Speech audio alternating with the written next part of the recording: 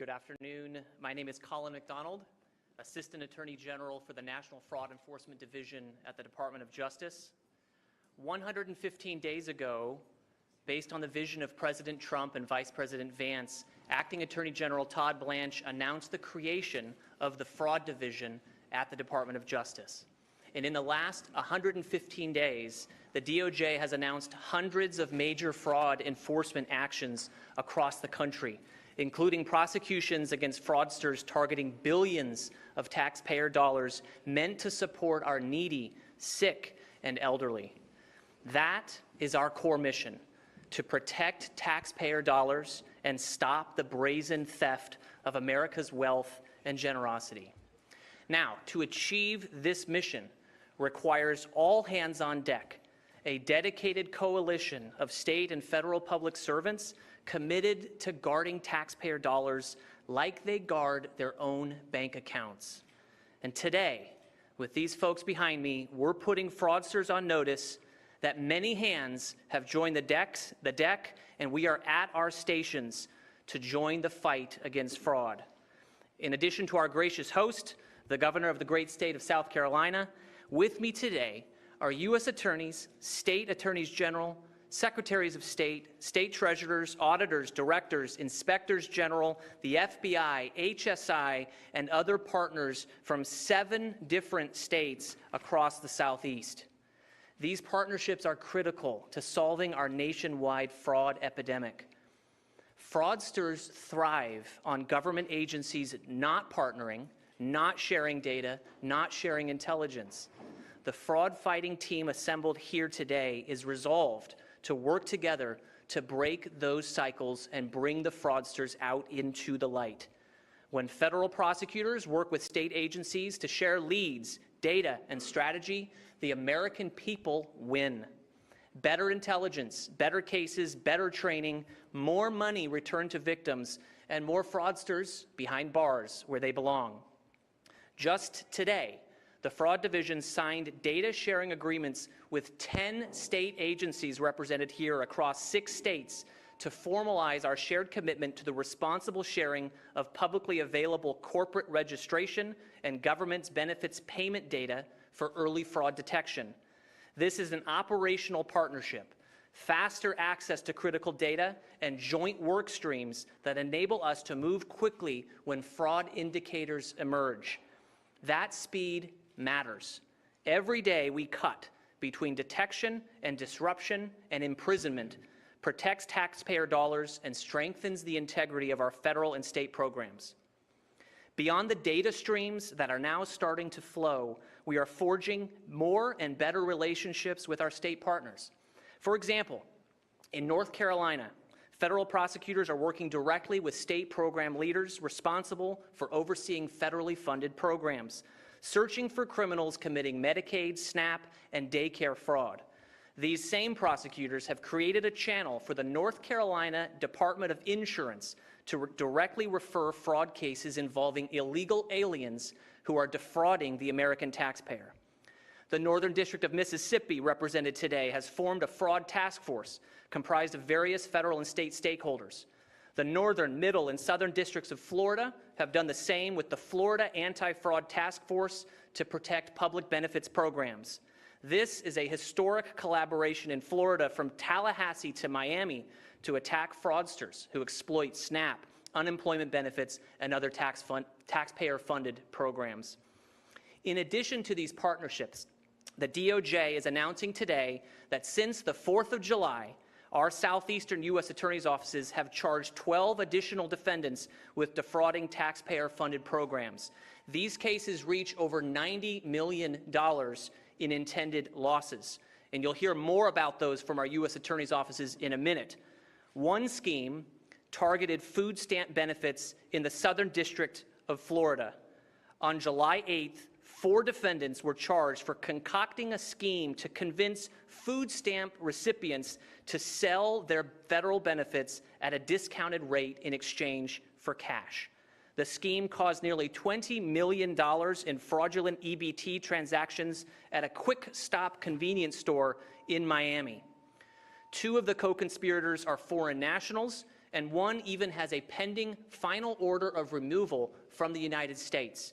And as the allegations allege, he is charged with defrauding the American taxpayer. As of today, in that case, 3 of the 4 defendants have been arrested.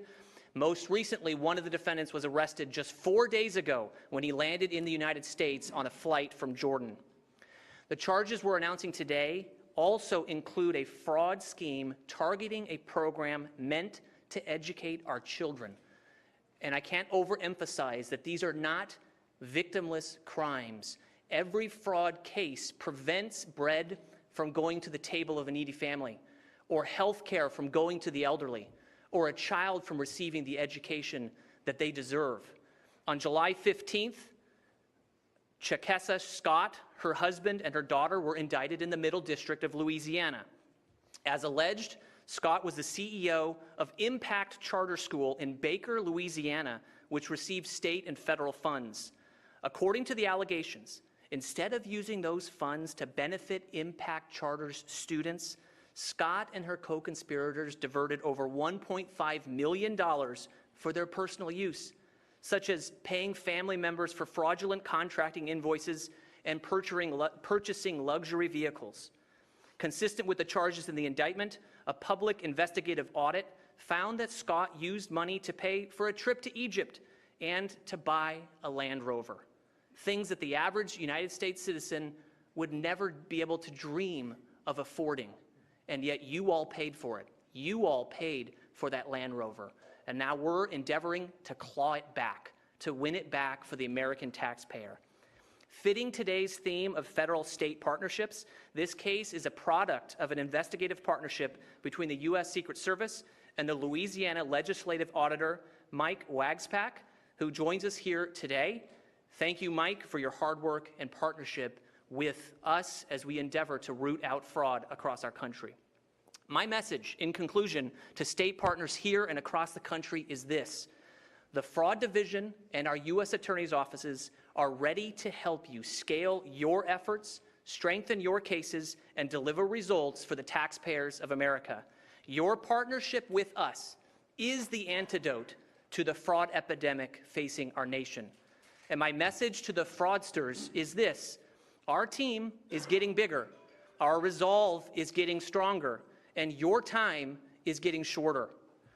Thank you all for attending the Southeast Federal State Fraud Partnership Conference, and now I'll turn the podium over to our gracious host, Governor McMaster. Thank you. Thank you. Thank you, General McDonald. I'm happy to be here as well, and want to welcome everyone to South Carolina. It is hot outside. Sometimes it gets hotter. If you want to take a stroll now before it gets hotter, please go ahead. But this is a beautiful building. We started using this. It was opened up at the efforts of U.S. Senator Fritz Hollings years ago, as well as Senator Thurman and others, and it is gorgeous. And Senator Hollings said at the time right here, said this is the most beautiful new federal building that he had ever seen, and he was in the Senate for 34 years.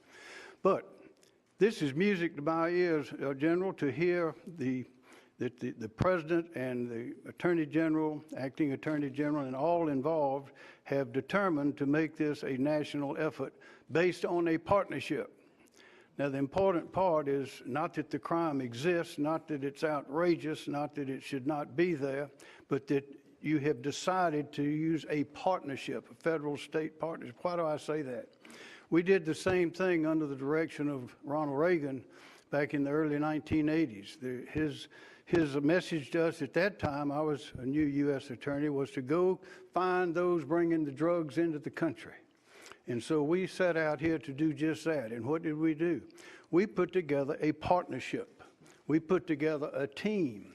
It was the State Law Enforcement Division and the local authorities, and the FBI, DEA, Customs Patrol, ATF, the Criminal Investigative Division of the Internal Revenue Service, and I said the mighty State Law Enforcement Division.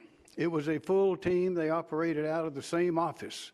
They had the authority to work under the supervision of the U.S. Attorney, which made it easy.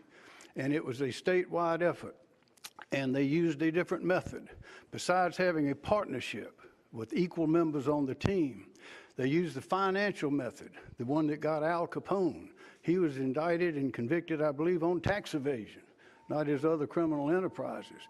Well, we followed the money, and we followed through mortgages, the lack of mortgages on expensive property being bought in resort areas, on people without any money that were going in and buying brand new Mercedeses and things like that with cash money pulled out of a brown paper bag out of the trunk of their old car, those kind of things. There was enormous money. But ladies and gentlemen, because of the partnership, because of the exchange of information, a bit of information that one agent that meant nothing to him but might have meant something to her, we were able to put together that team. We indicted, I believe it was 133 people that brought in billions of dollars worth of drugs. None of them had any criminal record before, and we indicted them and convicted after several years, every single one of them. I think it was 133. So that operation works. The name of that was Operation Jackpot. What has happened here is this is a larger operation. This is a nationwide operation that's going to be pushed by the Department of Justice. That will give it the power and the sustainability to get this done. And I want to congratulate all those involved. This was needed. There's a lot of money being wasted that could be spent very well on very needy things, very justified, very essential programs and people. And this is good news for this state. This is good news for this region. This is good news for the United States. And I congratulate everyone involved, and I wish you great success. Anything we can do in South Carolina to help, we will do. And thank you. Yes, sir. I'll trade with you. Okay. I'm Alan Wilson, the Attorney General for the great state of South Carolina, and I want to echo what General McDonald and Governor McMaster just talked about. First, let me say this. This was an incredibly good day for us to learn what half a dozen states and multiple local and state and federal agencies are doing to combat fraud in this region of the country. When you think about fraud, think about it like this. The bad guys, those out there committing these conspiracies, they are not just depriving needy families from getting essential government services like food or even health care from getting them. Their fraud is an invisible tax in the terms of billions of dollars nationally on taxpayers around the country. When we don't work together, they are able to get away with it. These fraudsters, these con artists, they work together in schemes and scams. They are cooperating, they're collaborating, they are communicating, they are not acting in silos. And they are doing this to perpetrate this type of fraud on the American people and the people of South Carolina. Why should we do anything differently when we combat these schemes and these scams? We need to be collaborating. We need to be communicating. We need to be cooperating with one another. That is the only way we're going to be able to go after this type of fraud that's being perpetrated around the country. One such case, and I'll be very brief in it, and he'll probably talk a little bit about this in a minute, is that last year there was a border war case where the Attorney General of North Carolina and myself, General Jackson's here, we had U.S. attorneys, the FBI, we had local law enforcement, state law enforcement agencies working together to uncover the largest Medicaid scam up to $20 million in South Carolina history, okay? This had been going on for about 4 to 5 years. All of these agencies had to cross multiple lines and barriers. We had to cross geographic lines to overcome the impediments to go after this scam. It's North and South Carolina, geographic lines. We had to cross jurisdictional lines. That's local, state, and federal jurisdictions. We had to cross political lines. I'm an elected Republican. My colleague to the north of me is an elected Democrat. None of that mattered. These lines, these artificial lines, should not be barriers to us going after fraud. Our collaborative, cooperative working relationship allowed us to partner together to uncover $20 million in fraud committed against the South Carolina citizens and a significant amount of money committed against North Carolina residents. There's half a dozen states and a multitude of government agencies here that are going to do the same thing to go after those out there committing fraud on the people of this country. We're coming for you. We're going to find you. We're going to stop you, deter you, and we're going to put you in prison. Again, thank you, General McDonald, for allowing us to have this opportunity to come together and work to protect our citizenry. I'll be followed by United States Attorney Brian Sterling for the District of South Carolina. Thank you, General, Governor, General, thank you very much. I want to thank President Trump, Vice President Vance, and the DOJ for bringing us together today, the Southeast U.S. attorneys, constitutional officers, law enforcement, and everybody that can bring to bear a lot of resources on fraud that is happening across our country. I'm proud to stand alongside these leaders. U.S. Attorney's Office demonstrates a strong commitment to protecting our tax dollars. It's your money that you pay. Comes out of your paycheck, you pay in property taxes, you pay every other time. That is your money that these people are stealing. South Carolina, we're home to a claims processing center. Just a little bit of collaboration. Blue Cross and Blue Shield is here. A lot of local. And we said, we want to work with you. And they came to the table and said, we process all the claims through the VA, and there's another group that processes all the claims for TRICARE. So any fraud that is happening across the country, those cases can be brought in South Carolina. We have our first one getting ready to be brought. That was just for me. I like to say, and I know General Wilson likes to say, we all know each other here in South Carolina. I think it's like that across the Southeast. It was one simple phone call. They showed up. Within a month, we had a case, and we're going to move forward with that case. I want to just take a moment to say that fraud is not just perpetrated against taxpayers. Fraud can also be perpetrated against families. A lot of y'all know the story of Gavin Guffey. Gavin's Law, 17-year-old from Rock Hill. He lost his life to suicide by being targeted by a sextortion fraud scam of Nigerian fraudsters. They posed as females. They were charged in a 5-count indictment, charging child exploitation resulting in death, stalking, threats, coercion, and production of child sexual abuse material. Unfortunately, Gavin took his own life. This is a week where that family should be celebrating his birth, his 22 years on this earth. Unfortunately, they are celebrating the fourth anniversary of his death. We brought charges on those cases, and we hope soon to bring it to trial. Soon we'll be doing that. The other case, and I want to thank the FBI for this, is Herb Kimball. Herb Kimball was a fraudster in a matter called Brace Yourself. He was selling braces across the country. It was a $500 million scheme that he brought. FBI put out a top 10 list, and he was returned to the Philippines. A lot of local reporters here covered that, returned from the Philippines to face justice. He was already found and pled guilty. He just took off before sentencing happened. We're looking forward to that sentencing pretty soon. Now I'm going to give it to U.S. Attorney from the Northern District of Alabama, Philip Williams.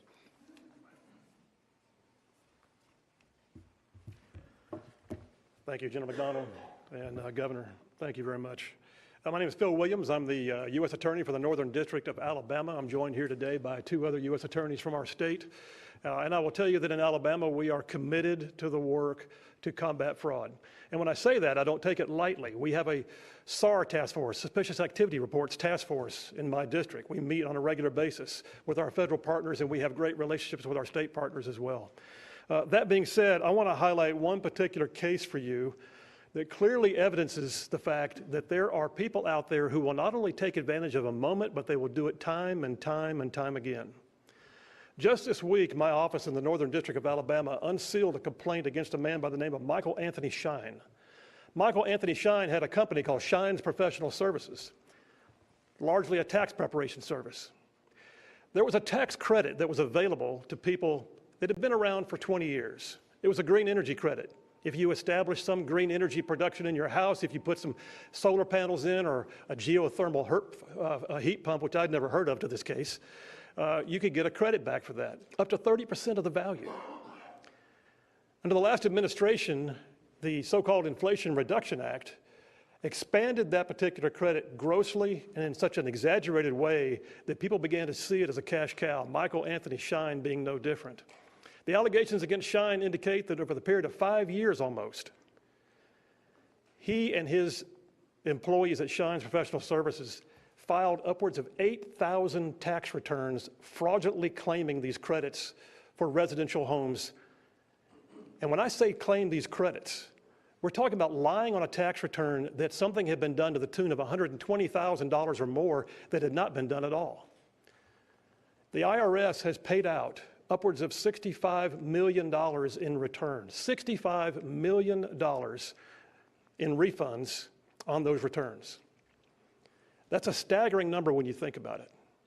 That's also not only a staggering number, but it's also staggering when you consider that those credits came year after year after year, and then therefore they also affect our state because it impacted state revenue collection. I want to thank the Criminal Investigations Office at the Internal Revenue Service for working with our office on this. Like I said, Michael Anthony Shine was taken into custody this week when his complaint was unsealed. The IRS believes that of that $65 million attributed to the returns that had these fraudulent credits attached to it, that the vast majority of that will wind up being fraudulent refunds. That being said, we are committed in our state to continue doing what it takes. We'll hunt it down, whether it be PPP fraud or other CARES Act frauds, or wouldn't it be something to do with SNAP or with EBT. But in this case, we found somebody who was actually assisting people, up to 8,000 of them, to put together fraudulent tax returns to literally debilitate the ability of the United States government to do the work of essential services on behalf of the citizens who were actually due a refund, not those who fraudulently filed. So the Northern District of Alabama will continue this fight. It's a fight worth having. And I appreciate the fact that we have a task force effort dedicated to doing so. Thank you. I'll be followed today by the USA for Southern District of Georgia, Meg Heap. Meg. Good afternoon, Governor. It's a pleasure to be in this beautiful state. And in general, thank you for letting me. It's an honor to be a part of this task force. My name is Meg Heap, and I'm the U.S. Attorney for the Southern District of Georgia, Savannah. And like so many other districts, we remain steadfast in our commitment to investigating and prosecuting complex crimes. Now, when most people hear the word fraud, they think of financial records, bank accounts, dollars lost. As a career prosecutor, we certainly follow the money, but what keeps us focused on the work is the people behind the numbers. Every fraud case represents a victim. It may be a family wondering why affordable housing projects have been stalled. It may be a taxpayer whose hard-earned money was diverted from the intended purpose. It may be the honest public servant whose reputation has been unfairly tarnished by the actions of one individual. And I think it's important to remember that fraud is not a victimless crime.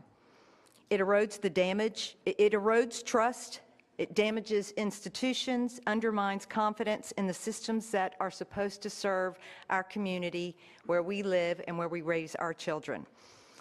The case in the Southern District of Georgia is the United States versus Melanie Thompson and Toriano Bird. It's a great example of how the actions of a few can impact many.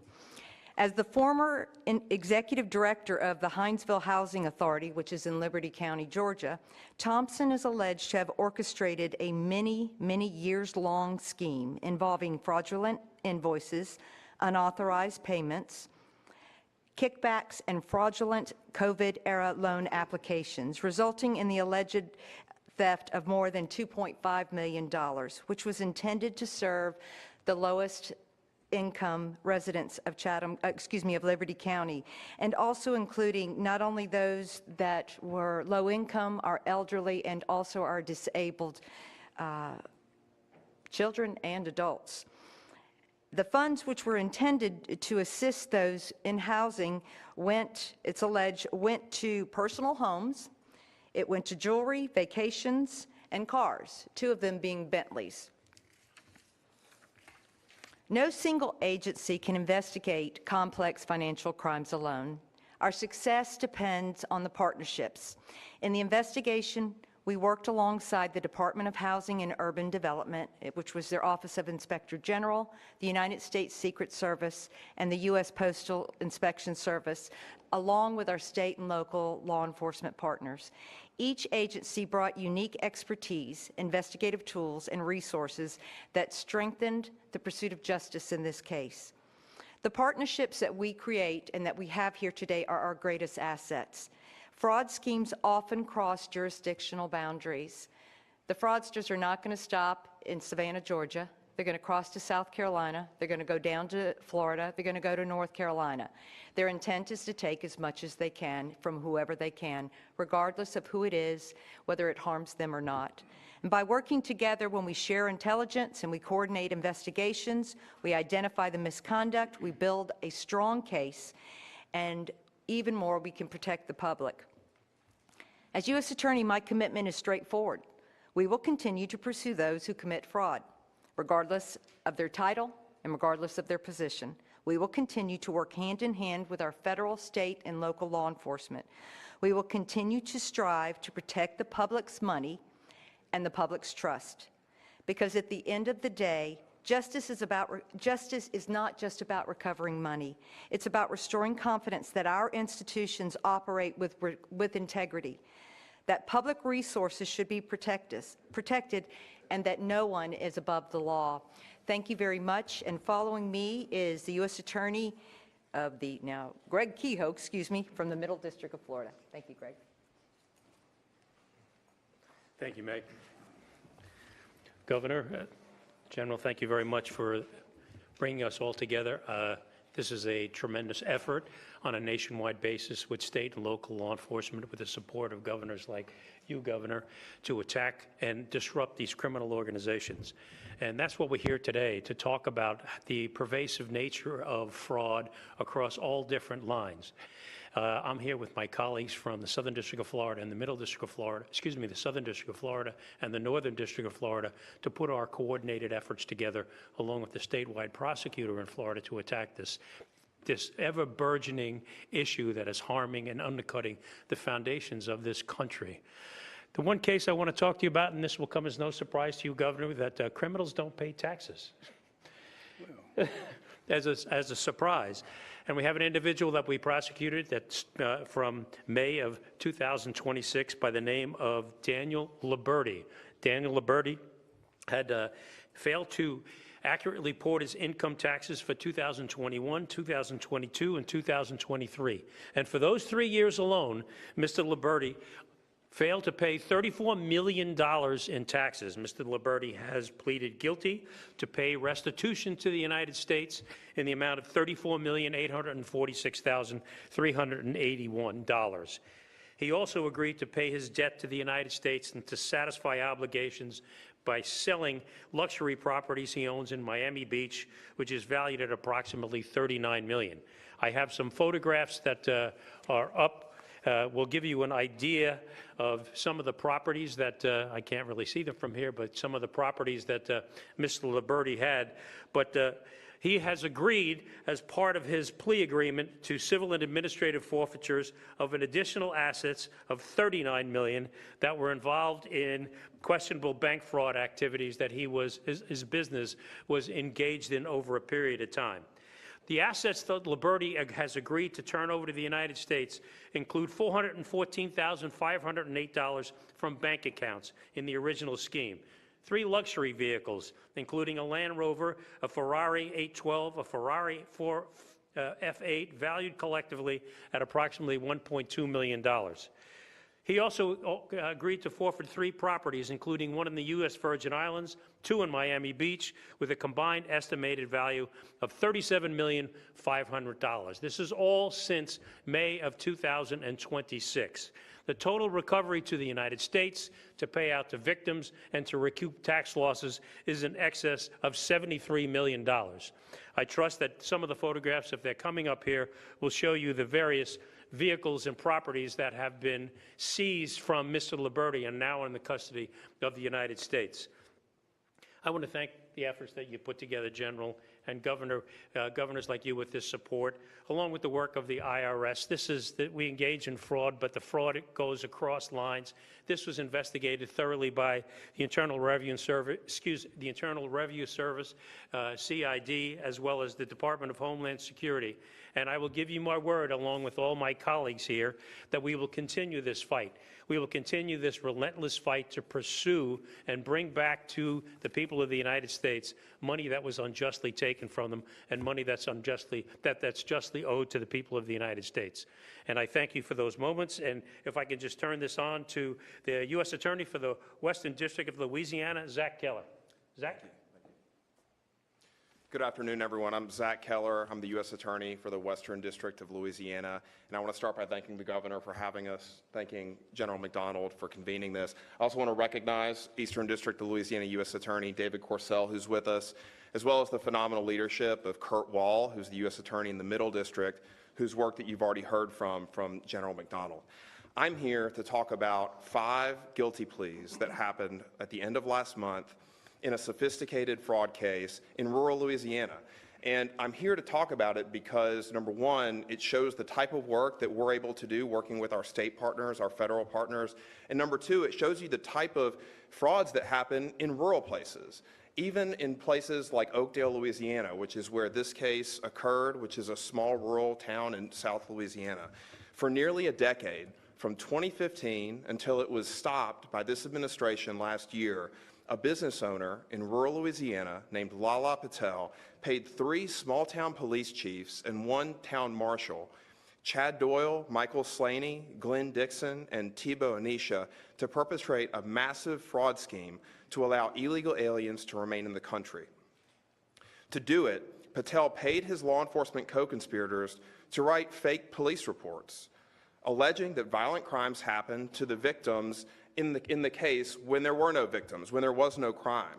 And they did this in order for those people to get visas that are allowed for violent crime victims in this country. And Patel would pay the officials $5,000 for each name, each bogus name they included on these police reports. And Patel used these reports to exploit an America visa program, these visas that allow these violent crime victims to stay here so that we in our communities can prosecute violent criminals. In corrupting that righteous cause, illegal aliens would contact Patel in rural Louisiana, out in the middle of nowhere, and pay him for fake police reports for one of these visas that would let them stay here in this country illegally.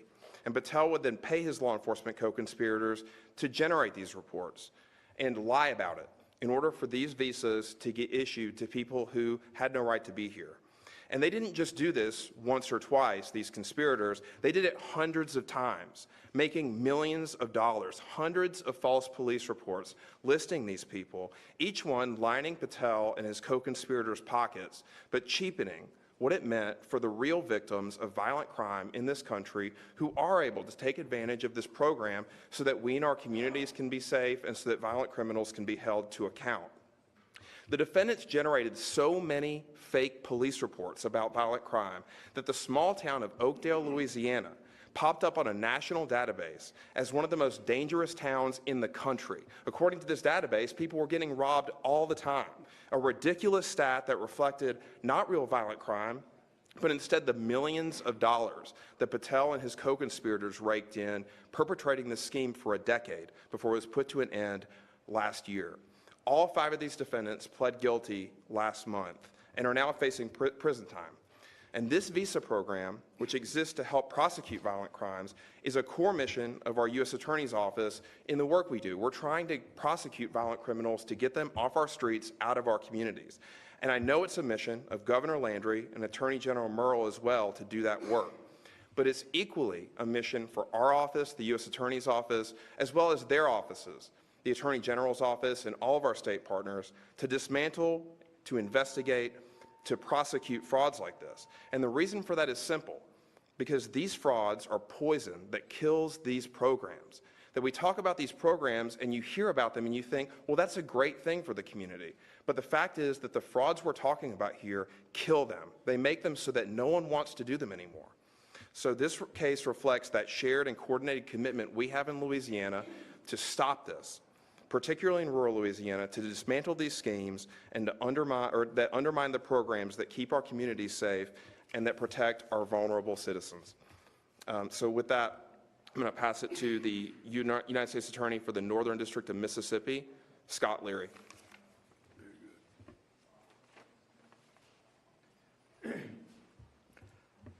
Thank you. Scott Leary, Northern District of Mississippi. I'm here with my colleague Baxter Kruger from the Southern District. Mr. Sterling, I didn't plan on talking about this, but we're seeking to extradite a man from Nigeria who was also involved in sextortion. And it also resulted in a young man committing suicide. And that is an abomination. And the people of this country have got to know that our kids are getting placed at risk with what's happening internationally and domestically within our country. It appalls me. We also heard the word epidemic earlier, and so I'm sitting here in the Northern District of Mississippi. So let's look at PPP fraud. That's just one instance. we've got $2.3 billion in PPP loans that took place in the Northern District of Mississippi. Over $1 billion was fraud. Now think about that. $1 billion in fraud in one of the smaller districts represented here. That number just exacerbates itself as you move across this country. And we are blessed to be able to work with our State Attorney General in putting together a task force because, frankly, we are overwhelmed with this reality, and we need assets.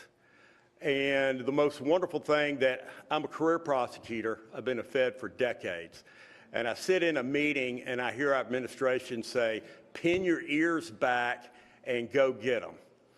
And that is so refreshing. So that's what we're trying to do. And it's amazing how small cases can lead to larger cases. We had one, Lakeith Faulkner. He was actually an SBA employee. SBA is charged with administering PPP, and this guy was manipulating the system and approving loans. And the investigation resulted in 12 convictions, $11 million in fraud recoveries, and it just goes to show what can happen when state and federal investigators and prosecutors can put their heads together and work together. That's what we'd like to do in Mississippi. And next, USA Eastern District of North Carolina, Mr. Boyle.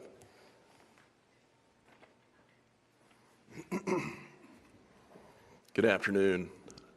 Thank you, Governor. Thank you, General. I'm Ellis Boyle from the Eastern District of North Carolina.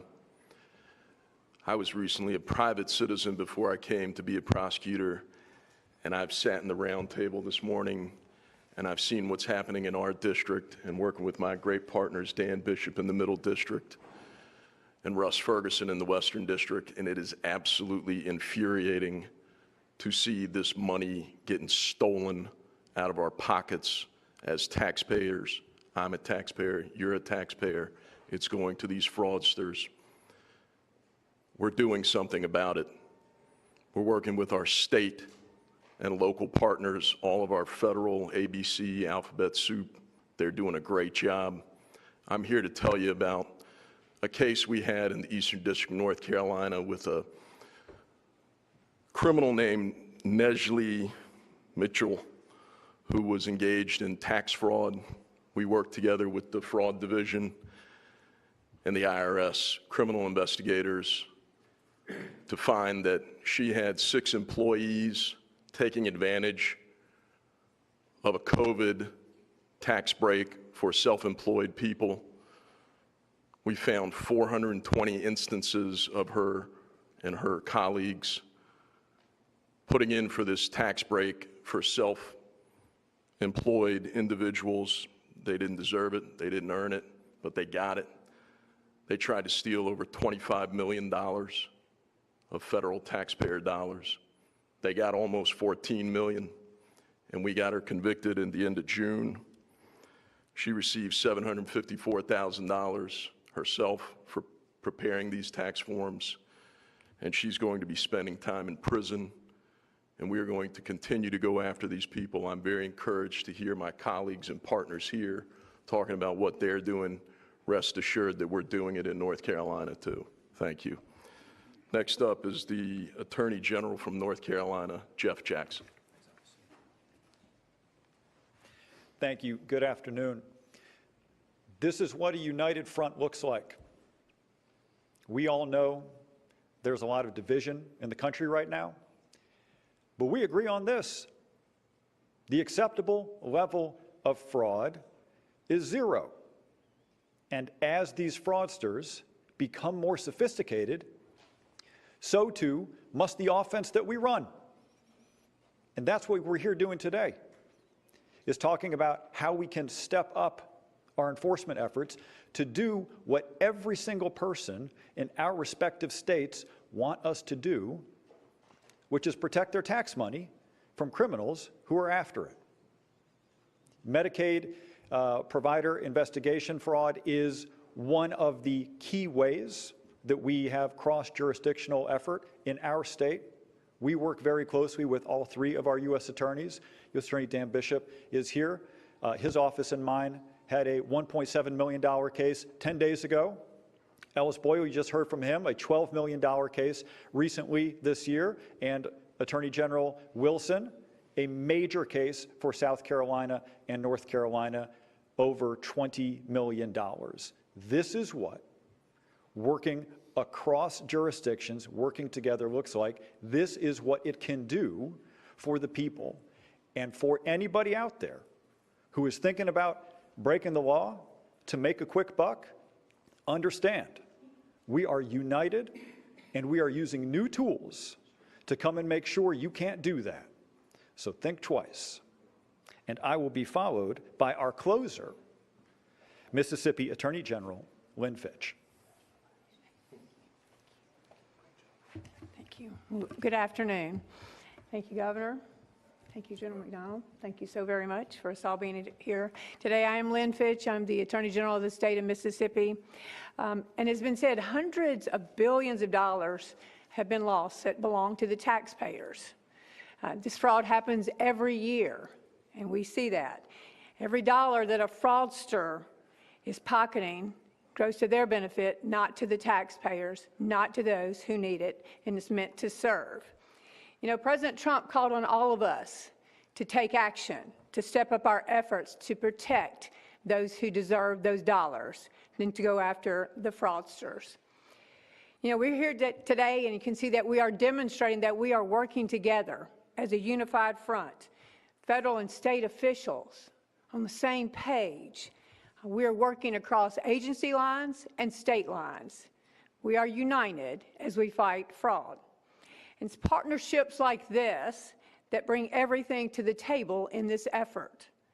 And it's in the spirit that I'm proud to announce that Mississippi is standing up the Joint Task Force Vigilance with the support of the U.S. Department of Justice, my office, along with U.S. Attorney Baxter Kruger, U.S. Attorney Scott Leary, and the FBI agent in charge, Robert Eichhoff.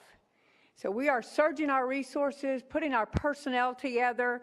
We're going to use every tool at our disposal to go after and recover those fraud dollars and recover from those fraudsters. We'll be bringing on experienced and qualified prosecutors and seasoned law enforcement officers dedicated to making Mississippi safe, protecting Mississippi taxpayers, and restoring law and order. The Joint Task Force Vigilance gives us statewide reach. It enhances the coordination, and it gives us access to all the resources across our respective offices. Together, we'll bring the full authority of our offices to go after those individuals that are con artists, that are grifters, that are fraudsters, and they're the scammers. They will be held accountable in the state of Mississippi through the unified work of our Joint Task Force Vigilance.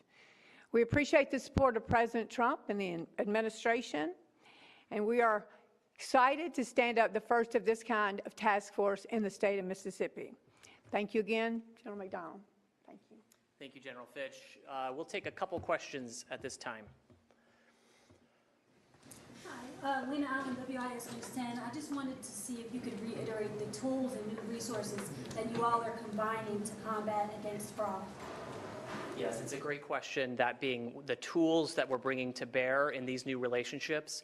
So the primary tool that I would say relates to data that is owned in many instances by state agencies.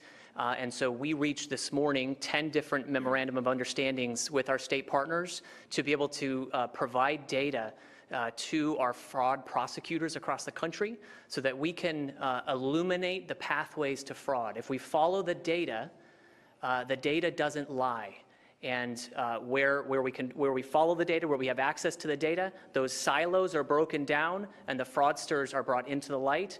And by virtue of these partnerships, then we're able to scale the prosecutions that we can bring by virtue of following the data. And then I would also say just the shared emphasis that this room is demonstrating with great energy towards solving this problem is the other benefit to the American people, to know that the entire state and federal apparatus is coming together to say, we're going to solve this together. We're not going to try to solve it apart because we won't be able to. We're going to come together to solve this because the American people demand it of us, and we're going to do our best to meet our obligations. Yes, ma'am. Hi, Reagan Reese with the Daily Caller. How did this fraud go unnoticed before? Well, why did it take until now to discover all of this? So the question is, why did it take until now to discover this? Our fraud prosecutors and fraud agents across the country have long been toiling with this problem and endeavoring to solve it. The moment right now, we have leadership in place who have decided to make this a priority, to give the tools to the agents that have been laboring in this field, to give the tools to the prosecutors to make sure that we can scale our efforts and actually build a fraud team that's commensurate to the fraud problem. So instead of little bites at the problem, we are endeavoring to solve the entire problem by putting an emphasis on it, by putting our money where our mouth is, by resourcing this fight, and by developing these partnerships like we had this morning with a roundtable with over 40 state and federal partners to ensure that we're bringing everything we can to bear on the fight against fraud. One final question. News 19 WLTX, have there ever been instances where you have tried to work together and it was more difficult because you didn't have a partnership like this in place? Will this make it easier? This will make it exceptionally easier. We have for long relied on hero agents and hero prosecutors and hero state agents and hero task force officers to do this work across the country. What we're doing now is we're building a program underneath those hero agents and those hero prosecutors to make sure that they have the data tools, the AI analytical tools, and all of those resources to support their work. The good news is we still have those hero agents, those hero prosecutors doing this work. We now have the ability to quarterback those efforts by virtue of the National Fraud Enforcement Division being created at the direction of President Trump. We now have that ability to quarterback the field of fraud, to have the full field in view so that we can know where we need resources, where is the data missing, and how can we plug those gaps, both with respect to data fundamentals being in place and the partnerships that are really important to bring to bear. Thank you all. Thanks.